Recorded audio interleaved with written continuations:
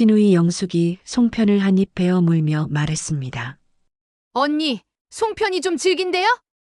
요즘 손맛이 예전 같지 않네요.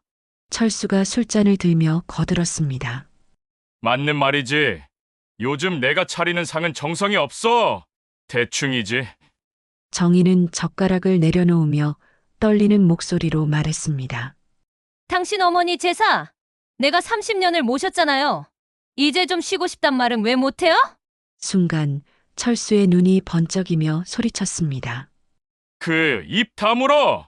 철수의 손에서 술잔이 날아가 정희의 뺨에 부딪혔습니다. 술이 얼굴을 타고 흘러내렸고 촛불이 꺼졌습니다. 정희는 천천히 일어나 앞치마를 상 위에 던지며 말했습니다. 이제 이 상 당신이 직접 차리세요. 오늘 사연 시작하기 전 여러분의 응원이 필요합니다. 무료 버튼인 구독, 좋아요, 알림 설정을 꾹 눌러주시면 감사하겠습니다.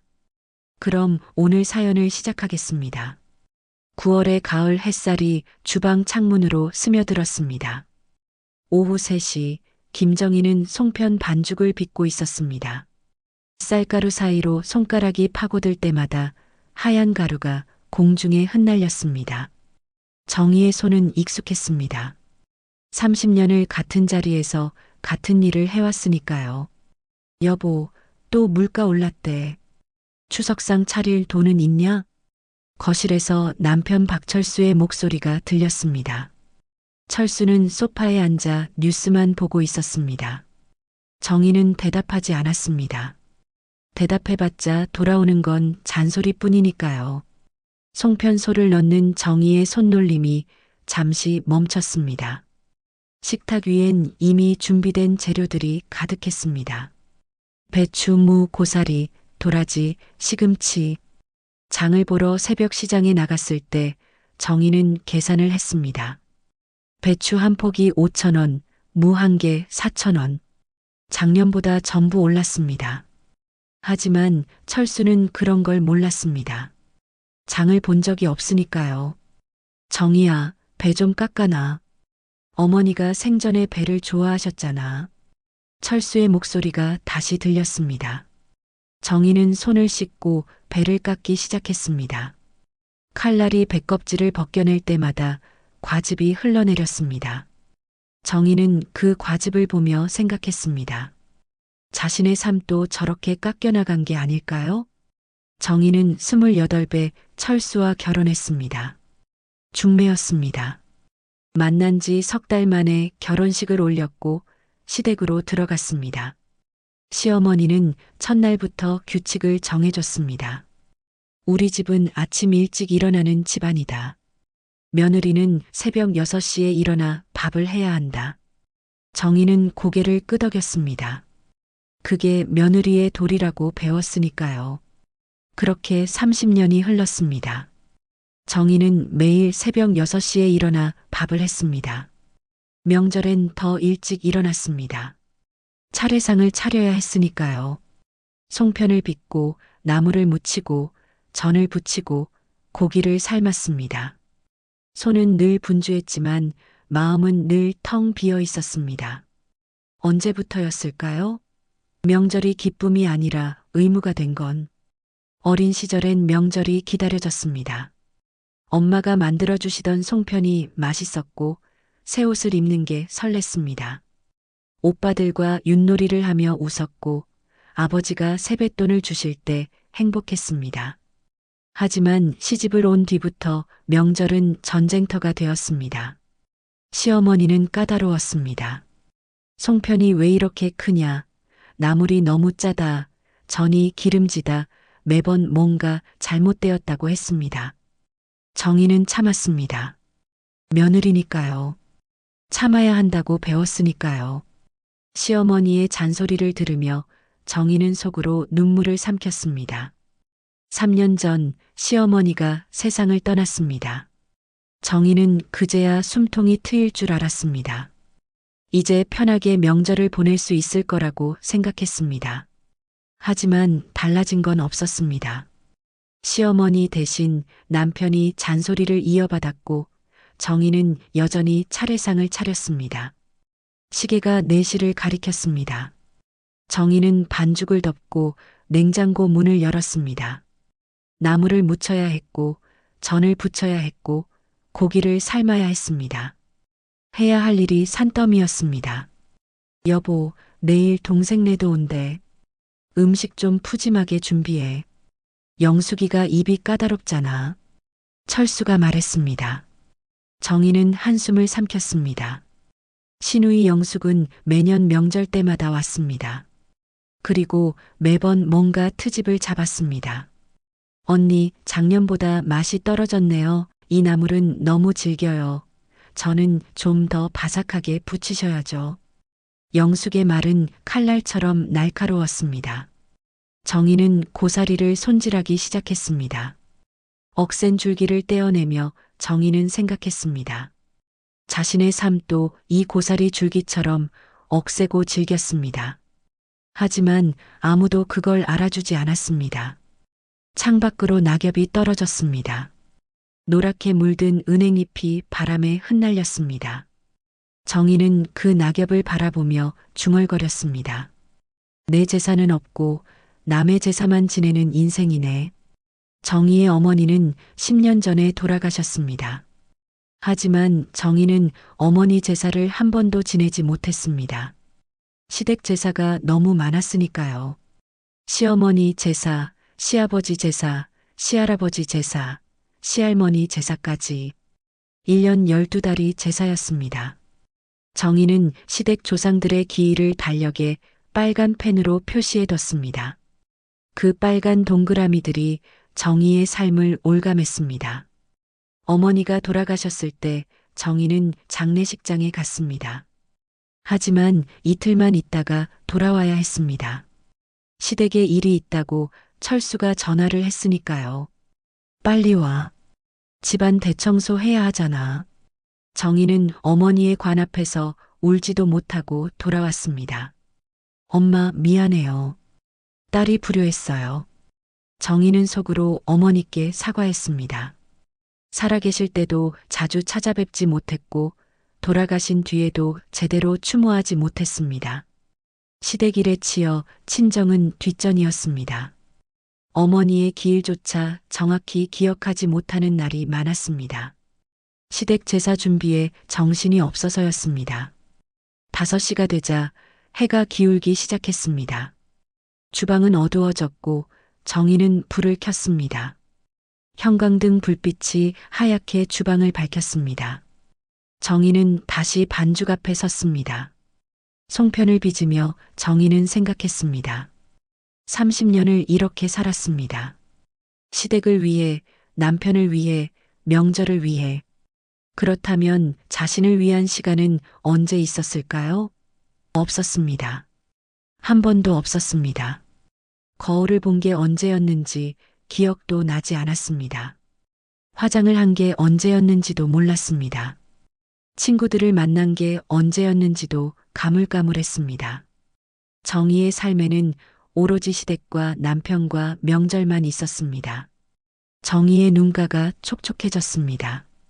하지만 눈물을 흘리지는 않았습니다. 울 시간도 없었으니까요. 송편을 다 빚어야 했고 저녁을 차려야 했고 내일을 준비해야 했으니까요. 창밖에 낙엽이 계속 떨어졌습니다. 바람에 흩날리며 땅으로 떨어지는 낙엽처럼 정희의 마음도 조용히 떨어지고 있었습니다. 누렇게 시들어가는 낙엽처럼 정희의 인생도 조용히 시들어가고 있었습니다. 추석 전날 저녁이었습니다. 정희는 하루 종일 음식을 준비했습니다. 새벽 5시에 일어나 나물을 무쳤고 전을 부쳤고 고기를 삶았습니다.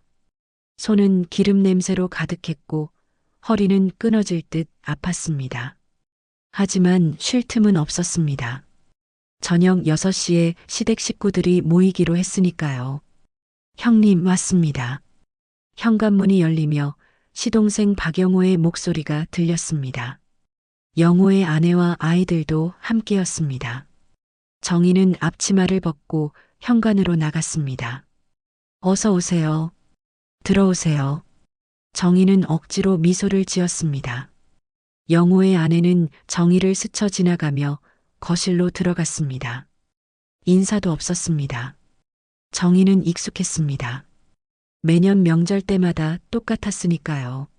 언니, 오랜만이에요. 신우이 영숙이 들어왔습니다. 영숙은 명품 핸드백을 들고 있었습니다. 정희는 영숙의 손을 잡았습니다. 그동안 잘 지냈어요? 그럭저럭요. 바쁘게 살았죠. 언니는요? 영숙의 말투는 건조했습니다.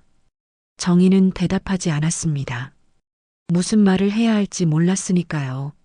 잘 지냈다고 할 수도 없었고 힘들었다고 할 수도 없었습니다. 식구들이 모두 모이자 정희는 상을 차렸습니다. 송편, 나물, 전, 갈비찜, 배추김치, 깍두기. 상 위에 음식이 가득 올라왔습니다. 정희는 마지막으로 숟가락과 젓가락을 놓았습니다. 자, 다들 앉으세요. 철수가 말했습니다. 식구들이 상 앞에 둘러앉았습니다. 영숙이 송편을 집어 입에 넣었습니다. 씹으며 표정이 미묘하게 변했습니다.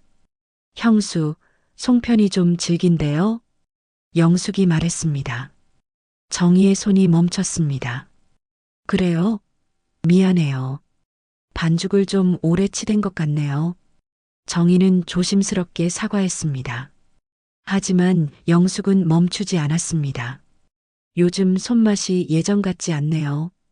작년 추석 때는 정말 맛있었는데 올해는 좀 아쉬워요. 영숙의 말에 정희의 얼굴이 굳었습니다. 30년을 송편을 빚어왔습니다. 매년 똑같은 레시피로 만들었습니다. 하지만 매년 누군가는 뭔가 잘못됐다고 했습니다. 맞는 말이지. 철수가 끼어들었습니다. 철수는 술잔을 들며 말했습니다. 요즘 내가 차리는 상은 정성이 없어. 대충이지. 어머니 살아계실 때는 안 그랬는데. 정희의 가슴이 철렁 내려앉았습니다. 철수의 말은 칼날처럼 날카로웠습니다. 정희는 젓가락을 내려놓았습니다. 당신 어머니 제사, 내가 30년을 모셨잖아요. 정희의 목소리가 떨렸습니다. 하지만 계속 말했습니다. 매년 명절마다, 제사마다 내가 새벽같이 일어나서 준비했어요. 한 번도 쉬지 않았어요. 그런데 정성이 없다고요? 대충이라고요? 정희의 목소리가 커졌습니다. 식탁 위의 공기가 무거워졌습니다. 영호의 아내가 아이들을 데리고 거실로 나갔습니다. 영숙은 젓가락을 내려놓고 정희를 바라봤습니다. 언니, 진정하세요. 영숙이 말했습니다. 하지만 정희는 멈출 수 없었습니다. 30년 동안 참았던 말들이 터져나왔습니다. 이제 좀 쉬고 싶단 말은 왜 못해요? 나도 사람이에요. 나도 지쳐요. 매년 명절마다 혼자 음식 준비하고, 혼자 설거지하고, 혼자 뒷정리하는데 고맙다는 말 한마디 없이 트집만 잡으면 어떡해요? 정희의 눈가가 붉어졌습니다. 눈물이 맺혔습니다. 하지만 흘리지 않으려고 참았습니다. 순간 철수의 눈이 번쩍였습니다. 철수는 술에 취해 있었습니다. 얼굴이 붉게 달아올라 있었습니다. 그 입 다물어. 철수가 소리쳤습니다. 그리고 손에 들고 있던 술잔을 집어던졌습니다. 술잔이 공중을 날아 정희의 뺨에 부딪혔습니다. 짧은 순간이었지만 정희는 모든 걸 느꼈습니다. 차가운 술이 얼굴을 타고 흘러내렸고 뺨이 따끔거렸습니다. 술이 상 위로 흘러내렸습니다. 촛불이 꺼졌습니다. 연기가 피어올랐습니다. 방 안의 공기가 멈췄습니다. 아무도 말하지 않았습니다. 영숙은 숨을 죽였고 영호는 고개를 숙였습니다. 정희는 천천히 손을 들어 뺨을 만졌습니다. 축축했습니다. 술인지 눈물인지 구분이 가지 않았습니다. 정희는 철수를 바라봤습니다. 철수는 술잔을 던진 손을 내려다보고 있었습니다. 정희는 천천히 일어났습니다. 다리가 후들거렸지만 넘어지지 않았습니다. 정희는 앞치마를 풀었습니다. 30년을 매일 두르던 앞치마였습니다. 정희는 앞치마를 상 위에 던졌습니다. 이제 이 상 당신이 직접 차리세요. 정희의 목소리는 떨리지 않았습니다. 차분했습니다. 하지만 그 차분함 속에 무언가 깨진 게 느껴졌습니다. 30년 동안 쌓아왔던 인내가 무너지는 소리였습니다. 정희는 방으로 걸어갔습니다. 뒤에서 영숙의 목소리가 들렸습니다. 언니, 잠깐만요. 하지만 정희는 돌아보지 않았습니다. 방문을 열고 들어가 조용히 문을 닫았습니다. 딸깍 문고리가 잠기는 소리가 났습니다. 정희는 방 안에서 무릎을 꿇고 앉았습니다. 눈물이 터졌습니다. 소리 없이 흘러내렸습니다. 정희는 손으로 입을 막았습니다. 밖에서 들릴까봐, 울음소리가 새어나갈까봐. 방 밖에서는 식구들의 목소리가 들렸습니다. 형님, 너무 심한 거 아니에요? 영호의 목소리였습니다. 됐어. 내일이니까 상관마. 철수의 목소리가 들렸습니다. 그리고 술병을 따르는 소리가 났습니다. 정희는 창밖을 바라봤습니다. 달이 떠 있었습니다. 밝은 보름달이었습니다. 추석 전날의 달은 늘 밝았습니다. 하지만 정희의 마음은 어두웠습니다. 정희는 손으로 뺨을 닦았습니다. 술 냄새가 났습니다. 30년 동안 참고 살았습니다. 하지만 이제 끝이었습니다. 무언가 돌이킬 수 없이 깨져버렸습니다. 정희는 옷장을 열었습니다. 가방을 꺼냈습니다. 그리고 옷을 몇 벌 집어넣기 시작했습니다. 밤 10시 정희는 가방을 들고 방문을 열었습니다. 거실은 조용했습니다. 식구들은 모두 돌아갔고 철수는 소파에서 술에 취해 잠들어 있었습니다. 텔레비전만 희미하게 켜져 있었습니다. 정희는 현관으로 걸어갔습니다. 신발장 앞에 섰습니다. 운동화를 신었습니다. 30년을 신고 다녔던 낡은 운동화였습니다. 정희는 가방을 들고 현관문 손잡이를 잡았습니다. 뒤를 돌아봤습니다. 거실이 보였습니다. 소파에서 코를 고는 철수가 보였습니다. 식탁 위에 놓인 채 치워지지 않은 그릇들이 보였습니다. 벽에 걸린 시어머니의 사진이 보였습니다. 정희는 고개를 돌렸습니다. 그리고 문을 열었습니다. 밖은 비가 내리고 있었습니다. 가을비였습니다. 차갑지는 않았지만 촉촉했습니다. 정희는 우산도 없이 비를 맞으며 걸었습니다. 가방 하나만 들고 집을 나섰습니다.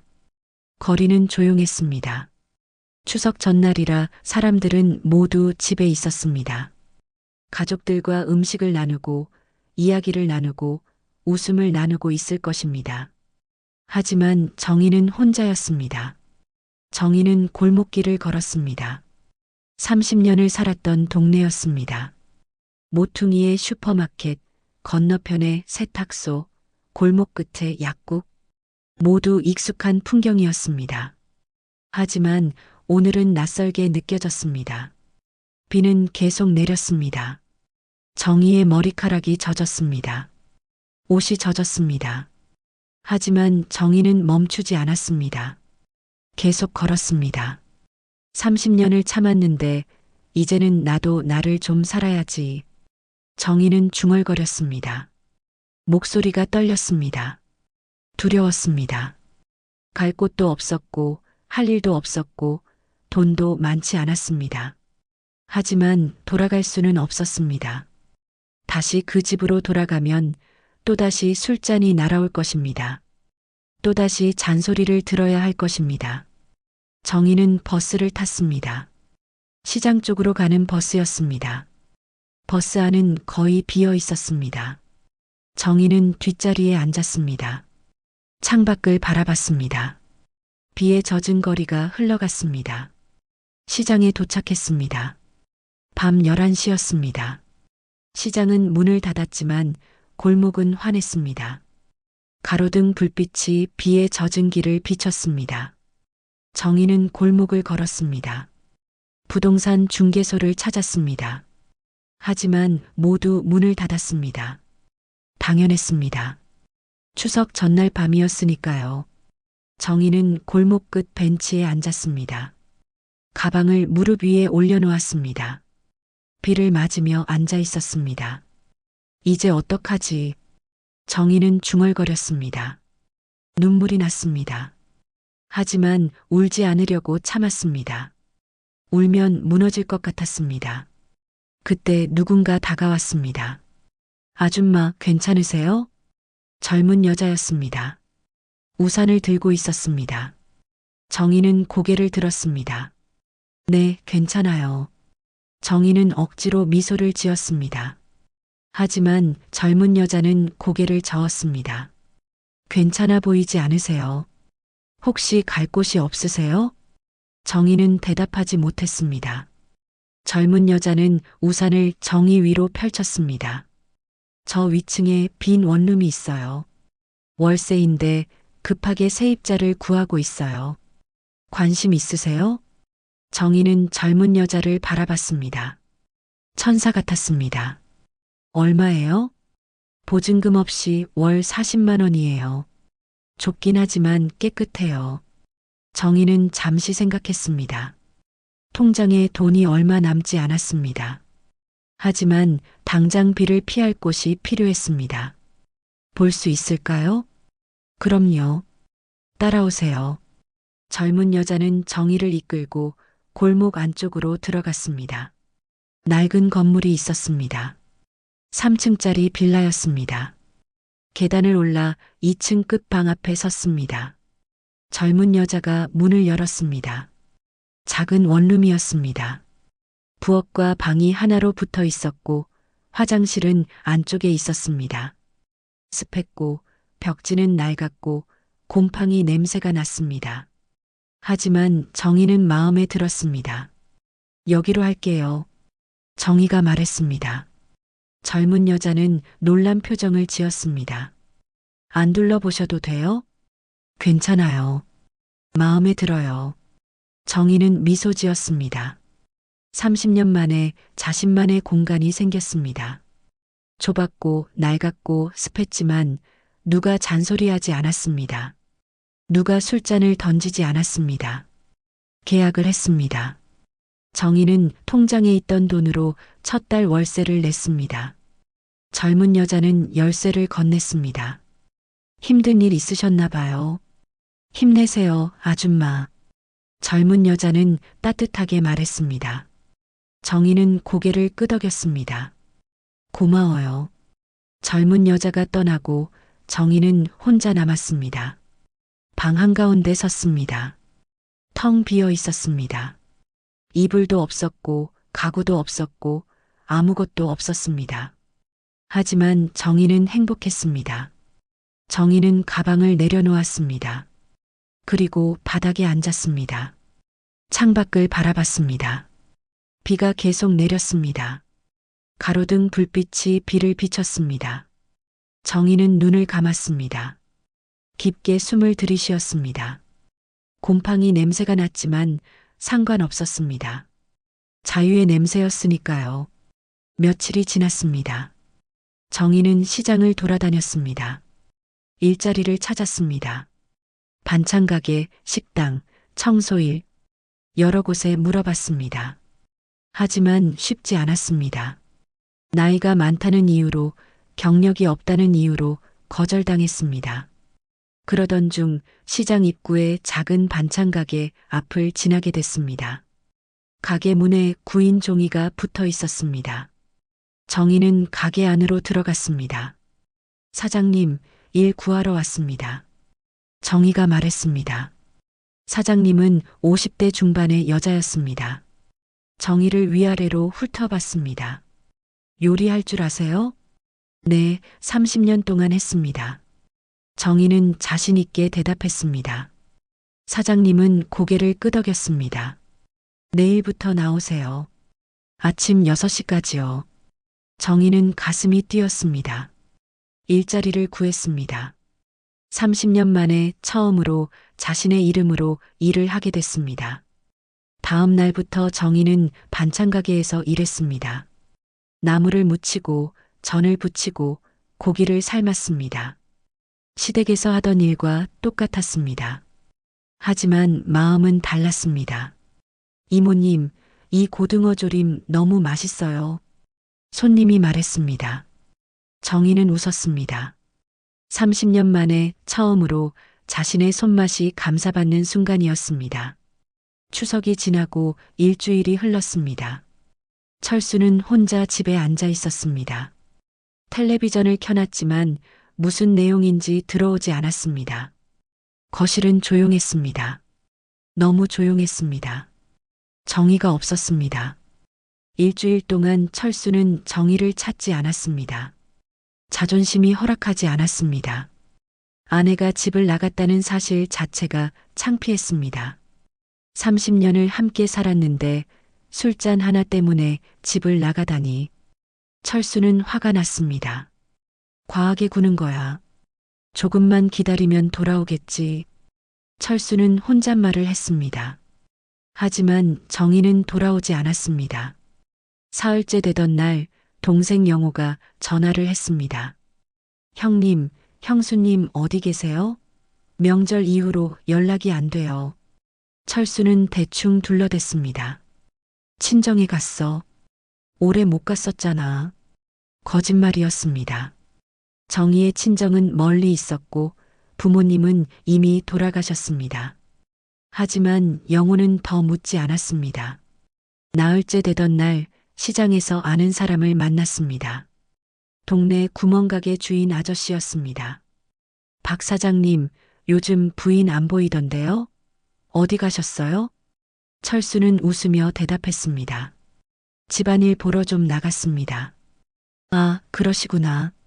그런데 며칠 전에 시장 반찬 가게에서 부인 비슷한 분을 봤는데 설마 그분이 아니겠죠?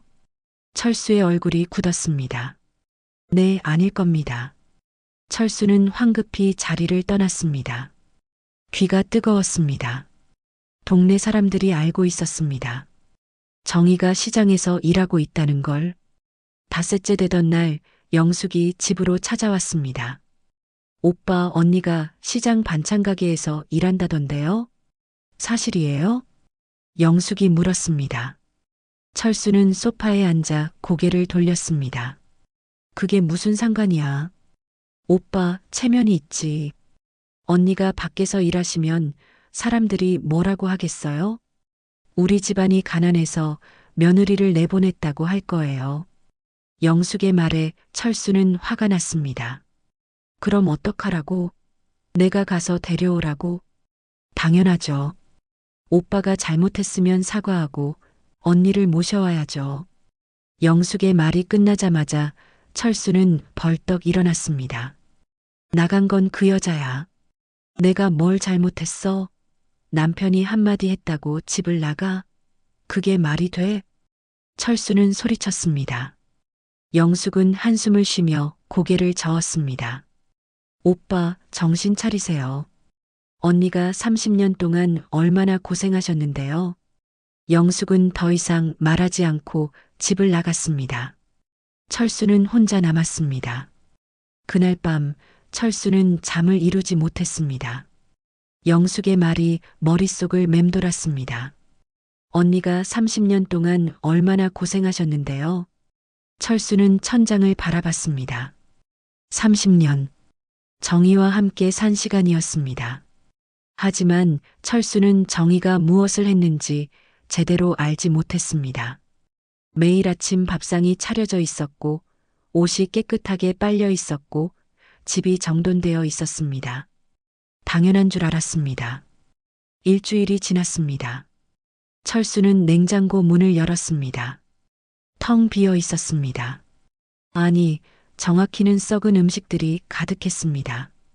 시든 배추, 곰팡이 핀 김치, 상한 나물. 냄새가 진동했습니다. 철수는 냉장고 문을 닫았습니다. 거실로 나왔습니다. 먼지가 쌓여 있었습니다. 식탁 위에, 소파 위에, 텔레비전 위에. 집은 점점 황폐해지고 있었습니다. 철수는 배가 고팠습니다. 라면을 끓여 먹었습니다. 맛이 없었습니다. 다음 날도 라면을 먹었습니다. 그 다음 날도 라면이었습니다. 그 여자가 없다고 집이 이렇게 조용할 줄이야. 철수는 중얼거렸습니다. 하지만 조용한 게 편한 건 아니었습니다. 오히려 불편했습니다. 너무 조용했습니다. 주방에서 설거지하는 소리도, 청소기 돌아가는 소리도, 정희가 콧노래 부르는 소리도 들리지 않았습니다. 밤이 되면 더 힘들었습니다. 침대에 누웠을 때 옆자리가 비어 있었습니다. 30년 동안 당연히 있던 자리가 비어 있었습니다. 철수는 술을 마셨습니다. 소주 한 병을 혼자 마셨습니다. 취했습니다. 정의 생각이 났습니다. 내가 뭘 그렇게 잘못했지? 남편이 한마디 했다고 집을 나가? 철수는 혼잣말을 했습니다. 하지만 대답은 없었습니다. 이틀 뒤 철수는 시장에 갔습니다. 반찬을 사러 갔습니다. 혼자서는 요리를 할 수가 없었습니다. 시장 골목을 걷다가 반찬 가게 앞을 지나게 됐습니다. 그때 정희를 봤습니다. 정희는 앞치마를 두르고 나무를 담고 있었습니다. 손님에게 웃으며 말하고 있었습니다. 철수는 멈춰 섰습니다. 정희의 얼굴이 밝았습니다. 30년 동안 본 적 없는 표정이었습니다. 철수는 다가가지 못했습니다. 발이 떨어지지 않았습니다. 그저 멀리서 바라만 봤습니다. 손님이 말했습니다. 이모님, 이 고등어 조림 정말 맛있어요. 우리 집 아이들이 너무 좋아해요. 정희는 웃었습니다. 그래요? 다음에 또 오세요. 정희의 웃음소리가 들렸습니다. 철수는 가슴이 먹먹해졌습니다. 집에서는 한 번도 보지 못한 웃음이었습니다. 철수는 돌아섰습니다. 반찬을 사지 않았습니다. 집으로 돌아왔습니다. 집은 여전히 조용했습니다. 여전히 어두웠습니다. 여전히 먼지투성이었습니다. 철수는 소파에 앉았습니다. 눈을 감았습니다. 정희의 웃는 얼굴이 떠올랐습니다. 그제야 철수는 깨달았습니다. 정희는 단순한 며느리가 아니었습니다. 아내도 아니었습니다. 정희는 이 집의 숨이었습니다. 정희가 있어야 집이 살아 숨쉬었습니다. 정희가 없으니 집이 죽어가고 있었습니다. 철수는 눈을 떴습니다. 천장을 바라봤습니다. 미안하다는 말 할 수 있을까? 철수는 중얼거렸습니다. 하지만 자신이 없었습니다. 30년 동안 한 번도 사과한 적이 없었으니까요. 1년이 흘렀습니다. 다시 추석이 다가왔습니다. 철수는 달력을 보며 한숨을 쉬었습니다. 작년 이맘때 정희가 집을 나갔습니다. 1년 동안 철수는 정희를 찾지 않았습니다. 자존심 때문이었습니다. 하지만 1년 내내 후회했습니다. 추석 이틀 전 영호가 전화를 걸어왔습니다. 형님, 올해는 우리 집에서 차례 지내요. 형수님도 안 계시고 형님 혼자 힘드실 것 같아서요. 철수는 거절했습니다. 아니야. 내가 할 수 있어. 올해는 우리 집에서 할게. 형님, 괜찮으시겠어요? 괜찮아. 걱정 마. 전화를 끊고 철수는 망설였습니다. 사실 괜찮지 않았습니다. 1년 동안 제대로 된 음식을 만들어 본 적이 없었습니다. 라면, 김밥, 도시락. 사 먹는 것 뿐이었습니다. 하지만 이번엔 달랐습니다. 차례상을 차려야 했습니다. 시어머니의 제사였습니다. 아들로서 해야 할 일이었습니다. 추석 전날 철수는 시장에 갔습니다. 장을 봐야 했습니다. 30년 만에 처음이었습니다. 정희가 늘 해왔던 일이었습니다. 시장은 붐볐습니다. 사람들이 명절 준비로 분주했습니다. 철수는 어디서부터 시작해야 할지 몰랐습니다. 배추를 사야 하나? 물을 사야 하나? 고기는 어떤 걸 사야 하나? 1시간을 헤매다가 겨우 몇 가지를 샀습니다. 배, 대추, 밤, 고기. 장바구니가 무거웠습니다. 정희는 이걸 매번 혼자 들고 다녔구나 싶었습니다. 집으로 돌아와 냉장고에 넣었습니다.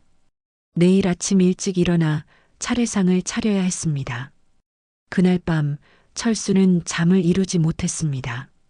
불안했습니다. 제대로 할 수 있을까? 송편은 어떻게 만들지? 나물은 어떻게 무치지? 새벽 5시 철수는 일어났습니다. 주방으로 갔습니다. 냉장고에서 재료를 꺼냈습니다. 손이 떨렸습니다. 먼저 송편을 만들어야 했습니다. 철수는 쌀가루를 꺼냈습니다. 물을 부었습니다. 반죽을 시작했습니다. 하지만 물을 너무 많이 부었습니다. 반죽이 질척거렸습니다. 아, 이게 아닌데. 철수는 다시 시작했습니다. 이번엔 물을 적게 부었습니다. 반죽이 너무 뻑뻑했습니다. 손이 아팠습니다. 세 번째 시도 끝에 겨우 반죽을 만들었습니다. 이제 찌어야 했습니다. 찜통을 꺼냈습니다. 물을 부었습니다. 불을 켰습니다. 송편을 찜통에 넣었습니다. 뚜껑을 덮었습니다. 20분을 기다렸습니다. 20분 후 뚜껑을 열었습니다. 뜨거운 김이 확 올라왔습니다. 철수는 손을 뻗었습니다. 아! 비명이 터졌습니다. 손이 뜨거운 김에 데었습니다. 물집이 잡혔습니다. 철수는 찬물에 손을 담갔습니다. 손이 욱신거렸습니다. 하지만 멈출 수 없었습니다. 아직 해야 할 일이 많았습니다. 다음은 배를 썰어야 했습니다. 철수는 칼을 들었습니다. 배를 도마 위에 올려놓았습니다. 칼을 내리쳤습니다. 아! 칼이 미끄러졌습니다. 손가락을 베었습니다. 피가 흘러나왔습니다. 붉은 피가 도마 위로 떨어졌습니다. 철수는 손가락을 입에 물었습니다. 피가 계속 흘렀습니다. 밴드를 찾았습니다. 손가락을 감쌌습니다. 주방은 엉망이었습니다. 밀가루가 바닥에 흩어져 있었고, 물이 여기저기 쏟아져 있었고, 피가 도마에 묻어 있었습니다. 철수는 식탁에 주저앉았습니다. 손이 떨렸습니다. 정희는 이 모든 걸 매일 했습니다. 30년 동안 한 번도 불평하지 않고 아침 8시가 됐습니다. 차례상을 차려야 했습니다. 철수는 상 위에 접시를 놓았습니다. 송편, 배, 대추, 밤. 정희가 차렸던 것과는 비교도 안 됐습니다. 촛불을 켰습니다. 향을 피웠습니다. 시어머니의 사진을 상 위에 놓았습니다. 철수는 상 앞에 무릎을 꿇었습니다. 절을 하려고 했습니다. 하지만 눈물이 나왔습니다. 어머니 죄송합니다. 철수는 중얼거렸습니다. 하지만 사과는 시어머니가 아니라 정희에게 해야 했습니다. 정희야, 내가 없으니 상도, 집도, 나도 무너진다. 철수는 흐느꼈습니다. 1년 동안 참았던 눈물이 터졌습니다. 어깨가 들썩였습니다. 손이 떨렸습니다. 그때 초에서 떨어진 불똥이 상 위로 떨어졌습니다. 철수의 손가락에서 흐른 피 한 방울이 촛불 위로 떨어졌습니다. 치직 소리가 나며 촛불이 꺼졌습니다. 철수는 고개를 들었습니다. 연기가 피어올랐습니다. 상은 엉망이었습니다. 송편은 갈라져 있었고, 배는 제대로 썰리지 않았고, 접시는 어지럽게 놓여 있었습니다. 나는 아무것도 할 수 없구나. 철수는 중얼거렸습니다. 무릎을 꿇은 채로 앉아 있었습니다. 움직일 힘이 없었습니다. 띵동. 초인종이 울렸습니다. 철수는 고개를 들었습니다. 누구지? 추석 아침인데. 철수는 일어나 현관으로 걸어갔습니다. 문을 열었습니다. 아무도 없었습니다. 하지만 문 앞에 뭔가 놓여 있었습니다. 도시락이었습니다. 철수는 도시락을 집어들었습니다. 따뜻했습니다. 뚜껑에 스티커가 붙어 있었습니다. 추석 반찬 세트 김정희의 손맛. 철수의 손이 떨렸습니다. 정이었습니다. 정이가 보낸 것이었습니다. 철수는 도시락을 열었습니다. 안에는 송편, 나물, 전, 갈비찜이 가득 담겨 있었습니다. 정이의 손맛이었습니다. 30년 동안 먹었던 그 맛이었습니다. 철수는 도시락을 품에 안았습니다. 그리고 주저앉았습니다. 정이야 미안해, 정말 미안해. 철수는 흐느꼈습니다. 목이 메었습니다. 가슴이 터질 것 같았습니다. 정이는 떠났지만 잊지 않았습니다. 철수를 원망했지만 미워하지는 않았습니다. 추석 아침 혼자 있을 철수를 위해 음식을 보냈습니다. 철수는 도시락을 열었습니다. 송편 하나를 집어 입에 넣었습니다. 눈물이 흘렀습니다.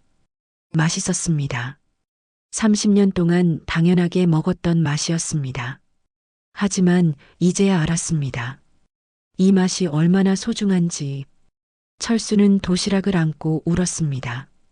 추석 아침 무너진 차례상 앞에서 한 남자가 무릎 꿇고 울고 있었습니다. 추석 아침 시장은 조용했습니다. 대부분의 가게가 문을 닫았습니다. 사람들은 집에서 가족과 함께 차례를 지내고 있었습니다. 하지만 정희의 반찬 가게만은 불이 켜져 있었습니다. 정희는 새벽 4시에 일어났습니다. 가게로 나왔습니다.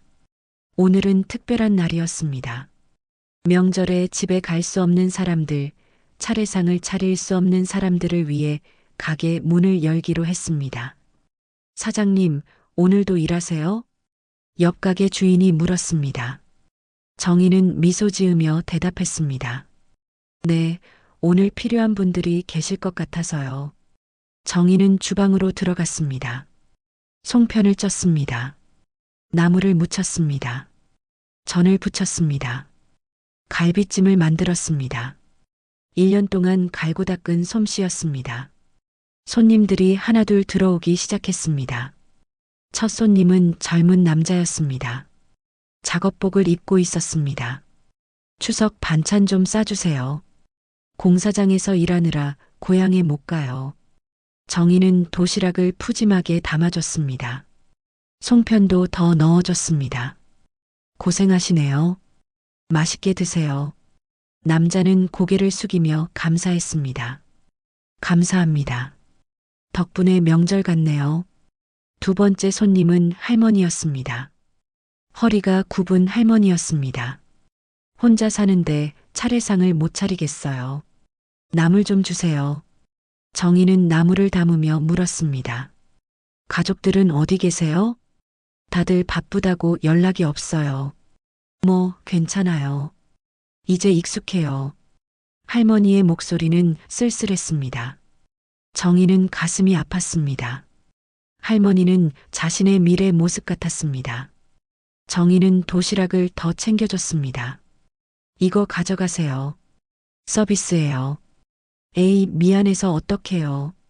괜찮아요. 명절에는 푸짐하게 먹어야죠. 할머니는 눈물을 글썽이며 도시락을 받았습니다. 고맙습니다. 정말 고마워요. 세 번째 손님은 중년 아주머니였습니다. 아주머니는 웃으며 말했습니다. 사장님, 작년에 여기서 반찬 샀었어요. 덕분에 올해는 우리 가족이 모였어요. 정희는 고개를 가웃했습니다. 무슨 말씀이세요? 제가 작년에 남편이랑 싸웠었거든요. 명절 준비가 너무 힘들어서. 그래서 시댁 가기 싫다고 했어요. 그런데 사장님 반찬을 사가니까 부담이 덜하더라고요. 올해도 왔어요. 아주머니는 환하게 웃었습니다. 정희도 웃었습니다. 그렇게 도움이 됐다니 다행이에요. 사장님 덕분에 명절이 행복해졌어요. 감사합니다. 손님들은 계속 왔습니다. 혼자 사는 청년, 타지에서 일하는 사람들, 가족과 떨어져 있는 사람들, 모두 정희의 가게를 찾았습니다. 정희는 하나하나 정성껏 담아줬습니다. 송편에 나물에 전에 정희의 손맛이 담긴 음식들이었습니다. 오전 11시가 됐습니다. 손님들이 줄을 섰습니다. 정희는 분주했습니다. 하지만 행복했습니다. 가게 문에는 종이가 붙어 있었습니다. 정희가 직접 쓴 글이었습니다. 가족의 밥상을 대신 차려드립니다. 김정희의 손맛. 그 글을 보며 지나가는 사람들이 미소 지었습니다. 정오가 되자 손님들이 줄어들었습니다. 정희는 잠시 의자에 앉아 쉬었습니다. 피곤했지만 뿌듯했습니다. 정희는 창밖을 바라봤습니다. 하늘이 맑았습니다. 가을 하늘이었습니다. 1년 전 이맘때 집을 나왔습니다. 비가 내리던 밤이었습니다. 그때는 막막했습니다. 두려웠습니다. 하지만 지금은 달랐습니다. 정희는 자신만의 자리를 찾았습니다. 사람들에게 필요한 사람이 됐습니다. 감사받는 사람이 됐습니다. 정희는 미소 지었습니다. 나도 누군가에게 도움이 되는구나. 같은 시간 철수의 집. 철수는 거실 소파에 앉아 있었습니다. 텔레비전이 켜져 있었지만 보지 않았습니다. 상 위에는 정희가 보낸 도시락이 놓여 있었습니다. 철수는 송편 한 조각을 집어 입에 넣었습니다. 씹었습니다. 맛있었습니다. 하지만 넘어가지 않았습니다. 목이 메었습니다. 텅 빈 집이었습니다. 아무도 없었습니다. 영혼에는 처갓집에 갔고 영숙네는 남편 집에 갔습니다. 철수는 혼자였습니다. 차례상이 차려져 있었습니다. 정희가 보낸 음식으로 차린 상이었습니다. 촛불이 타고 있었습니다. 향 연기가 피어올랐습니다. 하지만 의미가 없었습니다. 철수는 중얼거렸습니다. 사람은 없고 전통만 남으면 그건 제사상이 아니라 무덤이지. 철수의 눈이 촉촉해졌습니다. 1년 동안 후회했습니다. 매일 매순간. 하지만 자존심 때문에 정의를 찾지 못했습니다. 철수는 일어나 방으로 걸어갔습니다. 옷장을 열었습니다. 정희의 옷이 아직 걸려 있었습니다. 철수는 옷을 만졌습니다. 정희의 냄새가 났습니다. 정희야, 정말 미안해. 철수는 옷을 꺼내 안았습니다. 그리고 눈물을 흘렸습니다. 1년 동안 참았던 눈물이 터졌습니다. 철수는 깨달았습니다. 집은 건물이 아니었습니다. 가족이 있어야 집이었습니다. 전통은 형식이 아니었습니다. 사람이 있어야 의미가 있었습니다. 정의가 있어야 집이 살아 숨쉬었습니다. 정의가 웃어야 명절이 행복했습니다. 정의가 차린 밥상이 따뜻했습니다. 하지만 철수는 그걸 몰랐습니다. 30년 동안 당연하게 여겼습니다. 정의의 고생을, 정의의 희생을, 정의의 사랑을. 이제 잃고 나서야 알았습니다. 철수는 창밖을 바라봤습니다. 해가 기울고 있었습니다. 추석 오후였습니다. 다른 집에서는 웃음소리가 들렸습니다. 가족들이 모여 떡을 먹고 이야기를 나누고 행복한 시간을 보내고 있었습니다.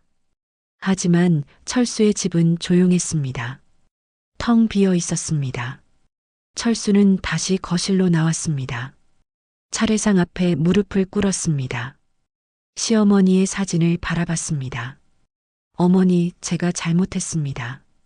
정의를 너무 함부로 대했습니다. 철수는 절을 했습니다. 이마가 바닥에 닿았습니다. 어머니, 정의를 다시 만날 수 있을까요? 대답은 없었습니다. 촛불만 흔들렸습니다. 철수는 일어났습니다. 결심했습니다. 내일 시장에 가서 정의를 만나기로, 무릎을 꿇고 사과하기로, 늦었지만 이제라도 하기로. 추석 다음 날 오후였습니다. 철수는 거울 앞에 섰습니다. 면도를 했습니다. 1년 만에 제대로 한 면도였습니다. 옷도 갈아입었습니다. 깨끗한 셔츠를 꺼내 입었습니다. 손이 떨렸습니다. 정의를 만나러 가는 길이었습니다. 1년 만에 마주하는 자리였습니다. 뭐라고 말해야 하지? 철수는 중얼거렸습니다. 연습을 했습니다. 미안해, 잘못했어. 돌아와줘. 하지만 어떤 말도 부족했습니다. 오후 3시 철수는 집을 나섰습니다. 시장으로 향했습니다. 걸음이 무겁고 느렸습니다. 두려웠습니다. 정희가 자신을 거절할까봐, 돌아오지 않겠다고 할까봐. 시장에 도착했습니다. 골목을 걸었습니다. 반찬 가게가 보였습니다. 김정희의 손맛이라고 적힌 간판이 걸려 있었습니다. 철수는 멈춰 섰습니다. 가게 안이 보였습니다. 정희가 앞치마를 두르고 손님을 맞이하고 있었습니다. 웃고 있었습니다. 밝게 웃고 있었습니다. 철수는 발이 떨어지지 않았습니다. 다가갈 용기가 나지 않았습니다. 그저 멀리서 바라만 봤습니다. 그때 정희가 고개를 들었습니다. 철수와 눈이 마주쳤습니다. 정희의 웃음이 멈췄습니다. 표정이 굳었습니다. 철수는 천천히 가게 안으로 들어갔습니다. 문을 열었습니다. 딸랑 종소리가 났습니다. 어서 오세요. 정희의 목소리였습니다. 하지만 차가웠습니다. 1년 전과는 달랐습니다. 정희야. 철수가 말했습니다. 목소리가 떨렸습니다. 정희는 대답하지 않았습니다. 손님에게 반찬을 담아주고 있었습니다. 손님이 나갔습니다. 가게 안에는 둘만 남았습니다. 정희는 등을 돌린 채 설거지를 시작했습니다. 정희야, 할 말이 있어. 철수가 다시 말했습니다. 정희는 설거지를 멈추지 않았습니다. 무슨 말씀이세요? 정희의 말투는 건조했습니다. 당신도 아니고 말씀이었습니다. 거리를 두는 말투였습니다. 철수는 가슴이 아팠습니다. 하지만 할 말은 해야 했습니다. 미안해, 정말 미안해. 철수의 목소리가 갈라졌습니다. 정희는 설거지를 멈췄습니다. 하지만 돌아보지 않았습니다. 뭐가 미안하신데요? 정희가 물었습니다. 철수는 말을 이었습니다. 술잔을 던진 거, 소리 지른 거, 30년 동안 당연하게 여긴 거 다 미안해. 철수의 눈에 눈물이 맺혔습니다. 정희는 천천히 돌아섰습니다. 정희의 눈도 붉어져 있었습니다. 그거 알아요? 정희가 말했습니다. 30년 동안 제가 얼마나 외로웠는지 아세요? 매일 새벽에 일어나서 밥을 하고 명절마다 혼자 음식을 준비하고 제사마다 혼자 설거지하면서 얼마나 힘들었는지 아세요? 정희의 목소리가 떨렸습니다. 한 번도, 단 한 번도 고맙다는 말 들어본 적 없어요. 수고했다는 말도, 힘들었냐는 말도 없었어요. 오히려 트집만 잡았죠. 송편이 질기다, 나물이 짜다, 정성이 없다고. 정희의 눈에서 눈물이 흘러내렸습니다. 철수는 고개를 숙였습니다. 변명할 수 없었습니다. 정희의 말이 모두 사실이었으니까요. 미안해, 내가 잘못했어. 당연하게 여긴 게 잘못이었어. 철수는 무릎을 꿇었습니다. 가게 바닥에 무릎을 꿇고 고개를 숙였습니다. 정희야, 제발 나 좀 용서해줘. 이제라도 고칠게, 달라질게. 정희는 철수를 내려다봤습니다. 무릎 꿇은 남편을 보며 복잡한 감정이 들었습니다. 분노도, 원망도, 슬픔도, 동정도 섞여 있었습니다. 일어나세요. 정희가 말했습니다. 하지만 철수는 일어나지 않았습니다. 안 돼. 용서받기 전엔 못 일어나. 철수의 목소리는 단호했습니다. 정희는 한숨을 쉬었습니다. 그럼 평생 거기 계셔야 할 거예요. 1년 만에 와서 무릎 꿇는다고 용서되는 게 아니에요. 정희의 말이 차가웠습니다. 철수는 고개를 들었습니다. 알아, 그래도 말하고 싶었어. 1년 동안 후회했어. 매일 매순간. 내가 없으니 집이 아니더라. 철수의 눈물이 떨어졌습니다. 바닥에 젖은 자국이 생겼습니다. 너는 단순한 아내가 아니었어. 너는 우리 집의 숨이었어. 너 없는 집은 죽은 집이야. 정희는 입술을 깨물었습니다. 눈물을 참으려 했습니다. 하지만 흘러내렸습니다. 그럼 왜 그때는 몰랐어요? 왜 30년 동안 당연하게 여겼어요? 왜 술잔을 던졌어요? 정희의 목소리가 커졌습니다. 철수는 대답하지 못했습니다. 잠시 침묵이 흘렀습니다. 가게 밖에서는 사람들이 오가는 소리가 들렸습니다. 하지만 가게 안은 조용했습니다. 철수가 다시 입을 열었습니다. 나 혼자 차례상 차려봤어. 이번 추석에. 정희는 놀란 표정을 지었습니다. 송편 쪄보려다가 손대고 뱃썰다가 손가락 베고 결국 아무것도 못 만들었어. 그때 알았어. 내가 얼마나 대단한지. 철수는 손을 내밀었습니다. 손가락에 밴드가 붙어 있었고 손등에는 화상 자국이 있었습니다. 정희는 철수의 손을 봤습니다. 마음이 흔들렸습니다. 도시락 고마웠어. 덕분에 그날 밥을 먹었어. 철수가 말했습니다. 정희는 고개를 돌렸습니다. 그냥 혼자 계실까봐 보낸 거예요. 다른 의미 없어요. 정희의 목소리는 떨렸습니다. 하지만 말은 차갑게 하려 했습니다. 철수는 일어섰습니다. 정희에게 다가갔습니다. 하지만 만지지는 않았습니다. 그저 바라만 봤습니다. 정희야, 나 밥 한 끼만 줄 수 있나? 철수가 조심스럽게 물었습니다. 정희는 철수를 바라봤습니다. 1년 만에 가까이서 보는 얼굴이었습니다. 수척해져 있었습니다. 눈가에 주름이 늘었습니다. 정희는 잠시 망설였습니다. 그리고 한숨을 쉬었습니다. 당신이 먹던 건 제사상이었죠. 이건 사람의 밥상이에요. 정희는 주방으로 들어갔습니다. 도시락을 꺼냈습니다. 밥을 담았습니다. 반찬을 담았습니다. 국을 부었습니다. 정희는 도시락을 식탁에 내려놓았습니다. 철수는 앉았습니다. 수저를 들었습니다. 그날 두 사람은 아무 말 없이 밥을 먹었습니다. 창밖엔 노을이 지고 있었습니다.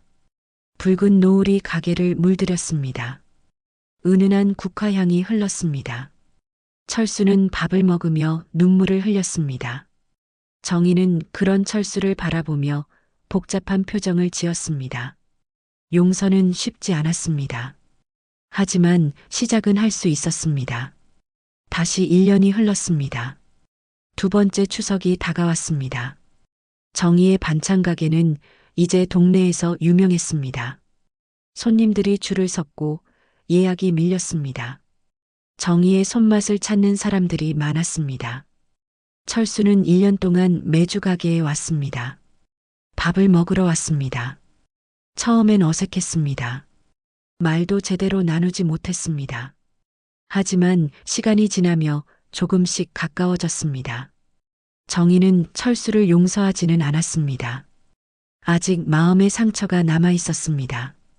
하지만 미워하지도 않았습니다. 그저 담담히 대했습니다. 철수는 변했습니다. 더 이상 잔소리하지 않았습니다. 오히려 정희를 도왔습니다. 무거운 짐을 날라주고 설거지를 거들었습니다. 말없이 도왔습니다. 추석 전날 저녁이었습니다. 정희는 가게 한켠을 정리했습니다. 작은 탁자를 가져왔습니다. 흰 천을 깔았습니다. 그리고 사진 한 장을 꺼냈습니다. 정희 어머니의 사진이었습니다. 정희는 사진을 탁자 위에 조심스럽게 놓았습니다. 10년 만에 차리는 어머니의 제사상이었습니다. 정희는 반찬을 담았습니다. 송편, 나물, 전, 과일. 어머니가 좋아하셨던 음식들이었습니다. 정성껏 차렸습니다. 초를 켰습니다. 향을 피웠습니다. 연기가 피어올랐습니다. 정희는 상 앞에 무릎을 꿇었습니다. 눈을 감았습니다. 엄마, 나 이제 남의 상 말고 내 상 차려요. 정희의 목소리가 떨렸습니다. 30년 동안 시댁 제사만 지냈어요. 엄마 제사는 한 번도 못 지냈죠. 미안했어요. 정말 미안했어요. 눈물이 흘러내렸습니다. 하지만 이제는 달라요. 내 인생의 밥상은 이제 내가 지켜요. 엄마를 위한 상도 내가 차려요. 정희는 절을 했습니다. 이마가 바닥에 닿았습니다. 10년 만에 올리는 절이었습니다. 딸랑. 가게 문이 열렸습니다. 정희는 고개를 들었습니다. 철수가 들어오고 있었습니다. 손에는 국화 꽃다발을 들고 있었습니다. 왔어요. 철수가 조심스럽게 말했습니다. 정희는 놀란 표정을 지었습니다. 어떻게? 오늘이 장모님 제삿날이잖아. 알고 있었어. 철수는 국화를 상 위에 조심스럽게 내려놓았습니다. 노란 국화였습니다. 가을 국화였습니다. 정희는 철수를 바라봤습니다. 철수는 정희 옆에 무릎을 꿇었습니다. 정희 어머니의 사진을 바라봤습니다. 장모님 죄송합니다. 정희를 잘 못 챙겼습니다. 딸을 힘들게 했습니다. 철수는 고개를 숙였습니다. 정희는 철수를 보며 눈물을 흘렸습니다. 그날 던진 술잔 아직도 꿈에 나와. 철수가 말했습니다. 목소리가 갈라졌습니다. 매일 꿈에 보여. 술잔이 날아가는 장면이, 내가 눈물 흘리는 모습이, 깨면 식은땀이 나. 후회해. 정말 후회해. 철수의 눈에도 눈물이 맺혔습니다. 정희는 조용히 초를 하나 더 켰습니다. 2개의 초가 나란히 타올랐습니다. 괜찮아요. 정희가 말했습니다. 추석은 미운 사람도 용서하는 날이잖아요. 정희는 철수를 바라봤습니다. 철수도 정희를 바라봤습니다. 촛불이 흔들리며 두 사람의 얼굴을 비췄습니다. 용서해줘서 고마워. 철수가 중얼거렸습니다. 정희는 고개를 저었습니다. 아직 완전히 용서한 건 아니에요. 하지만 조금씩 풀리고 있어요. 시간이 필요해요. 정희의 말에 철수는 고개를 끄덕였습니다. 얼마든지 기다릴게. 평생이 걸려도. 두 사람은 다시 상 앞을 바라봤습니다. 정희 어머니의 사진이 미소 짓고 있었습니다. 마치 두 사람을 축복하는 것 같았습니다. 절을 올렸습니다. 함께 절을 올렸습니다. 이번엔 정희 혼자가 아니었습니다. 철수와 함께였습니다. 절을 마치고 일어났습니다. 정희는 송편 한 조각을 집어 입에 넣었습니다. 철수도 송편을 먹었습니다. 맛있어. 철수가 말했습니다. 정희는 웃었습니다. 오랜만에 짓는 진짜 웃음이었습니다. 창밖으로 가을빛이 스며들었습니다. 부드러운 노을빛이었습니다. 하늘은 주황빛으로 물들어 있었습니다. 정희는 창밖을 바라보며 생각했습니다. 2년 전 이맘때 집을 나왔습니다. 비가 내리던 밤이었습니다. 막막하고 두려웠습니다. 하지만 지금은 달랐습니다. 정희는 자신만의 길을 찾았습니다. 자신만의 자리를 만들었습니다. 더 이상 누군가의 며느리가 아니었습니다. 김정희였습니다. 자신의 이름으로 사는 사람이었습니다. 철수도 변했습니다. 더 이상 함부로 대하지 않았습니다. 정의의 소중함을 알았습니다. 늦었지만 깨달았습니다. 정희야. 철수가 조심스럽게 불렀습니다. 정희는 철수를 바라봤습니다. 언젠가 다시 시작할 수 있을까? 철수의 물음에 정희는 잠시 침묵했습니다. 그리고 대답했습니다. 모르겠어요. 지금은 이렇게 만나는 것만으로도 충분해요. 시간이 지나면 그때 가서 생각해봐요. 철수는 고개를 끄덕였습니다. 조급해하지 않았습니다. 기다릴 수 있었습니다. 두 사람은 다시 차례상을 바라봤습니다. 촛불이 타고 있었습니다. 연기가 피어올랐습니다. 정희 어머니의 사진이 따뜻하게 미소 짓고 있었습니다. 이젠 그 상 위엔 원망이 없었습니다. 미움도 없었습니다. 오직 용서와 인간의 존엄만이 남아 있었습니다. 정희는 어머니께 속으로 말했습니다. 엄마, 나 이제 괜찮아요.